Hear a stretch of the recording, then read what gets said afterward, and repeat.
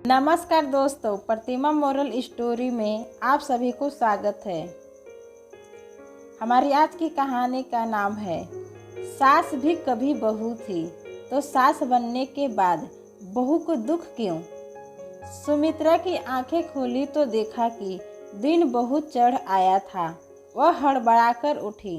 अभी सास की तीखी पुकार कानों में पड़ेगी। अरे ओ महारानी, आज उठना नहीं है क्या? घर का इतना सारा काम कौन निपटाएगा? इतनी ही नवाबी थी तो अपने मायके से एक आध नौकर लेकर आना था ना। फिर उनका बड़बड़ाना शुरू हो जाएगा।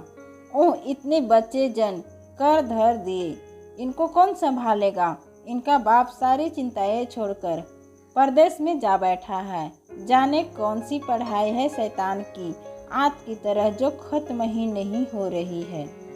और अपने परिवार को ला पटका मेरे सिर। हम पहले ही अपने संकटों से परेशान हैं, अपनी बीमारियों से जूझ रहे हैं, अब इनको भी देखो। सुमित्रा झटपट तैयार होकर रसोई की ओर दौड़ी। पहले चाय बनाकर घर के सब सदस्यों को पिलाए, फिर अपने बच्चों को स्कूल के लिए तैयार किया। उनका नाश्ता पैक कर दिया। उन्हें स्कूल की बस में चढ़ाकर लौटी तो थककर निढाल हो गई थी।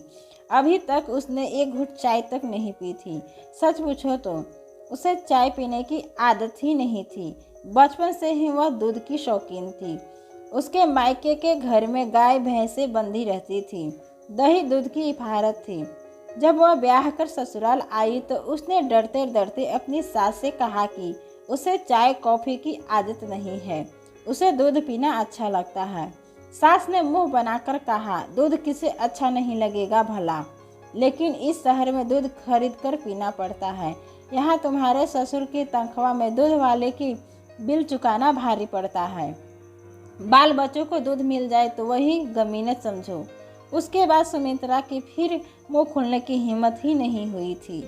उसने कमर कस ली और काम में लग गई। घर की महाराजिन थी। जब वह काम से नागा करती तो सुमित्रा को उसका काम संभालना पड़ता था। महरी नहीं आई तो सब सुमित्रा का मुंह जोते रहते।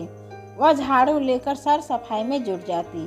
घर में कई सदस्य थे। एक बेटी थी जो अपने परिवार के साथ मायके में ही जमी हुई थी। उसका पति घर जमाई था और सास का बेहद लाडला था। सुमित्रा के अलावा 2 देवरानियां भी थी। वे बहुएं बड़े घर से आई थी और सास की धौस की वे बिल्कुल परवाह नहीं करती थी।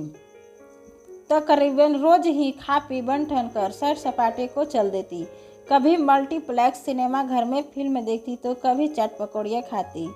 सुमित्रा का भी बड़ा मन करता था कि वह घूमे फिरे, पर इस शौक के लिए पैसा चाहिए था और उसके लिए उसके पास पैसा नहीं था।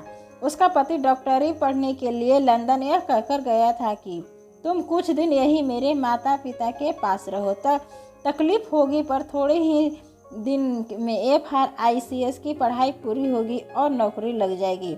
मैं तुम लोगों को ले आऊँगा, फिर हमारे दिन फिर आएंगे। सुमित्रा मान गई थी।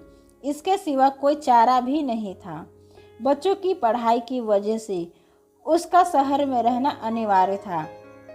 उनके भविष्य को सोच वह तंगी में अपने दिन काट रही थी। सास ससुर ने एक मेहरबानी कर दी थी कि उसे अपने बच्चों समेत अपने घर में शरण दे दी थी, लेकिन वे उसे हाथ पे हाथ धरे ऐश नहीं करने दे सकते। सास तो हाथ धोकर उसके पीछे पड़ी रहती, दिन भर उसके ऊपर आदेशों के कोड़े दागती रहती। वे उसके लिए खोज खोज कर काम निकालती। वह जड़ा सुस्ताने बैठती कि उनकी दहाड़ सुनाई देती, अरे बहू, थोड़ा सा आम के अचार बना ले।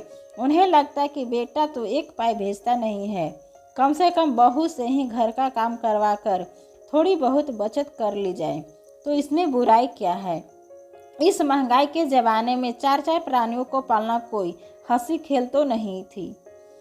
जब वह माँ बाप की दी हुई वस्तुएं अपनी सास को दिखाती तो वे मुँह सिकुड़ कर कहती, बस इतना ही दिया तुम्हारे माँ बाप ने, यह जरा सी मिठाई तो एक दिन में ही चट कर जाएंगे। ये बच्चे और ये साड़ी लगती तो नहीं है कि असली जरी की है। और यह गहना, महारानी, यह मेरी बेटी को मत दिखाना वरना मेरे पीछे ही पड़ जाएगी। उसे भी मैं ऐसा ही हार बनवा दूं और यह मेरे बस का नहीं है। सुमित्रा को लाचारी से अपना हार बक्से में बंद करके रखना पड़ता है और बातें वह बर्दाश्त कर लेती है। जब वह खाने पीने के बारे में उसकी सास तरफदारी करती तो उसके आंसू बरबस निकल जाते। घर में जब अच्छी चीज़ बनती तो पहले ससुर बेटे के हिस्से में आती, फिर बच्चों को मिलती। कभी कभी तो ऐसा होता कि मिठाई या अन्य पकवान खत्म हो जाता और सुमित्रा के बच्चे निहारते रह जाते। उन्हें कुछ नहीं मिलता। सुमित्रा के मायके से कभी कोई भूला भटका कोई सगा संबंधी भी आ जाता तो उससे कोई पानी तक नहीं पूछता और यह बात उसे बहुत अखरती थी।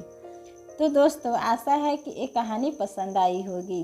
कहानी पसंद आई तो अपनी राय कमेंट के माध्यम से अवश्य बताएं और कहानी पसंद आने पे लाइक और सब्सक्राइब करें। Thank you.